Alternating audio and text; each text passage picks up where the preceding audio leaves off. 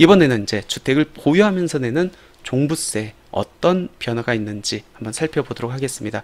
두 가지로 정리해 보시면 될 것 같아요. 첫 번째는 2주택자, 3주택 이상자부터는 어디에 소재하고 있는지에 따라서 무조건 종합부동산세율이 중과세율이 적용되니까 걔네들은 논할 필요는 없을 것 같고, 2주택자들 입장에서 종부세 세율하고 세부담 상한율이 완화가 될 수 있습니다. 조금 이따 사례를 갖고 제가 말씀드릴게요.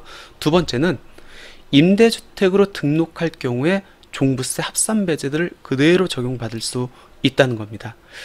우리가 주택임대사업자에 대해서 세제 혜택을 너무 많이 줬어 하고 막은 게 대책이 2018년 9.13 부동산 대책입니다. 그때 어떤 걸 막아놨냐면 2018년 9월 14일 이후에 취득한 조정대상적이 있는 주택은 임대주택으로 설령 등록한다 할지라도 종부세 이제 합산배제 안 해줄게 라고 막아놨거든요. 막아놓은 게 분명 2018년 9월 14일 이후에 취득한 조정대상 지역이 있는 주택을 막아놨기 때문에 조정대상 지역에서 해지가 됐다? 그러면 얘네들은 임대주택으로 등록해서 일정 요건을 충족하면은 종부세 합산배제를 이제는 적용받을 수 있다는 겁니다. 그럼 한번 세부적으로 보도록 하겠습니다. 종부세 부담이 이제 크죠. 올해까지는 아마 크게 적용될 거고, 내년부터는 정부 세법 개정안이 통과가 되면은 굉장히 완화가 될 겁니다. 근데 통과 여부는 12월 말에 정기국회 통과 여부를 지켜봐야 될 것 같고요. 일단 종부세를 부담을 좌지우지하는 거는 뭐죠? 세율하고 세부담 상한율입니다. 근데 우리나라 종부세는 아직까지 기본세율과 중과세율 이렇게 이원화돼서 적용됩니다. 기본세율이 적용될 때하고 중과세율이 적용될 때하고 비교해 보면은 세율 차이가 2배가 나요. 그리고 내가 기본세율이 적용되면은 150%의 세부담 상한율을 적용받는데, 중과세율이 적용되면은 300%의 세부담 상한율이 적용됩니다. 그렇기 때문에 기본세율이 적용되느냐 중과세율이 적용되느냐 여부에 따라서 세부담이 2배가 차이 난다는 거죠. 그럼 어떤 사람들이 종부세에서 기본세율 조금 세금을 적게 낼 수 있습니까? 인별로 판정을 하죠. 왜? 종합부동산세는 인별 합산 제도이기 때문에 내가 가지고 있는 주택이 몇 채 있느냐, 그리고 어디에 소재하고 있는지에 따라서 세율하고 세부담 상한율이 달라집니다. 만약 내가 주택을 딱 한 채 갖고 있다, 투기 목적이 없다고 보는 거예요. 그러면 기본세율에 150% 세부담 상한율, 주택이 2채라 할지라도 하나는 조정, 하나는 비조정이 있으면은 똑같이 기본세율에 세부담 상한율 150%가 적용됩니다. 2채가 모두 비조정에 있을 때도 동일합니다. 근데 그렇지 않은 경우, 그러니까 주택을 2채 갖고 있는데 2개 다 조정 대상 지역에 있거나 아니면 지역에 상관없이 주택을 3채 이상 갖고 있다라고 하는 경우에는 세율이 중과세율이 적용되고, 중과세율이 적용되면은 세부담 상한율도 300%가 적용되기 때문에 부담 자체가 너무 커질 수밖에 없는 거죠. 근데 이번에 조정 대상 지역에서 일부 지역이 해제가 됐습니다. 이런 분들 같은 경우에는 주택을 2채 갖고 있다, 희소식이죠. 종부세 부담이 반으로 줄 수 있다는 겁니다. 한번 사례 한번 볼까요? 내가 주택을 2채 갖고 있습니다. 2개 다 조정 대상 지역에 있었어요. 한 채는 공시가격이 8억 원이고 한 채는 6억 원이었습니다. 그러니까 2022년 종부세 6월 1일을 항상 기준으로 하죠. 2022년 종부세를 계산해 보면은 이 두 주택의 공시가격을 합합니다. 14억이죠. 그리고 6억 원이 공제금액이 적용되고, 너무나 올해 감사하게도 원래 세부담 공정시장가액 비율이 100%가 적용되도록 되어 있는데 올해 다행히 시행령이 개정돼 가지고 60%를 적용받을 수 있습니다.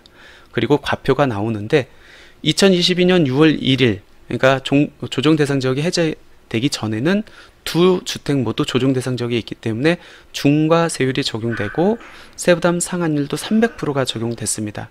그렇게 적용해가지고 종합부동산세하고 농어촌 특별세를 적용해보니까 710만원 정도 나왔습니다. 근데 2023년도에 이 주택을 계속 끌고 간다라고 가정했을 때 어떤 변화가 있냐면, 2022년 9월 26일 날 비주택 소재지가 만약 조정 대상 지역에서 해지가 됐습니다. 그러면 2023년 6월 1일 현재, 즉 2023년 종부세 과세 기준일에는 2채인데 하나는 조정, 하나는 비조정이 되겠네요. 그럼 뭐가 달라지죠? 주택 공시가격은 그대로 동일하다고 가정을 하면은 세율 자체가 달라지죠. 이제 중과세율이 아닌 기본세율을 적용받습니다. 기본세율이 적용되면은 세부담 상한율도 150%가 적용되겠죠. 보세요. 종부세 부담이 어떻게 줄어요? 반 이상 줄죠. 이만큼 종부세 부담에서는 굉장히 큰 역할을 한다라고 보시면 될 것 같습니다. 특히 2주택자 중에서 그동안 주택이 조정 대상 지역에 있었다. 근데 이번에 조정 대상 지역이 한 지역이라도 해제가 됐다라고 하면은 내년 종부세는 올해 낸 거에 반 이상 준다라고 보시면 될 것 같고, 특히 올해 12월 달에 정부의 세법 개정안이 통과가 된다고 하면은 이제 중과세율 자체가 없어진다는 얘기겠죠. 그러면은 기존에 냈던 세금의 뭐 70%에서 80%까지 이렇게 줄 수 있다라고 보시면 될 것 같습니다. 근데 이제 통과가 될지 안 될지는 모르니까 현재 세법을 갖고 일단은 제가 말씀을 드리겠습니다. 두 번째 종부세 효과, 어떤 효과가 있냐면 요거죠. 2018년도 9월 14일 이후에 취득한 조정 대상 지역에 있는 소재한 주택은 내가 임대주택으로 지금 등록한다 할지라도, 즉 장기 임대주택이죠. 10년 할지라도 세제 혜택을 못 받아요. 그러니까 종부세는 계속 내야 된다는 얘기였죠. 근데 여기서 막은 게 조정 대상 지역에 소재한 주택을 막았기 때문에 2018년 9월 14일 이후 취득한 비조정 대상 지역에 소재한 주택은 그러면은 이제 임대주택으로 등록해가지고 일정 요건, 즉 임대 개실 당시 기준시가 6억 원, 수도권 밖은 3억 원 이하의 요건을 충족하고 앞으로 10년 동안 임대를 하고 5% 증액 제한을 준수한다는 전제 조건 하에서는 이제부터는 이제 종부세 합산 배제를 적용받을 수 있다는 겁니다. 굉장히 뭐 희소식일 수 있죠. 볼게요. 한번 내용을 정리해 보도록 하겠습니다. 현재 임대주택으로 등록할 경우에 종부세 합산 배제가 가능한 주택 한번 정리를 해볼까요? 2018년 9월 14일 이전에 취득한 주택은 가능하겠죠. 왜? 아까 2018년 9월 14일 이후에 취득한 조정 대상 지역에 소재한 주택만 막아놨으니까. 물론 지금 아파트는 등록할 수 없죠. 그러니까 아파트는 빼고, 그리고 2018년 9월 14일 이후에 취득한 주택이라 할지라도 조정 대상 지역이 아닌 비조정 대상 지역이 있는 주택은 가능하겠네요.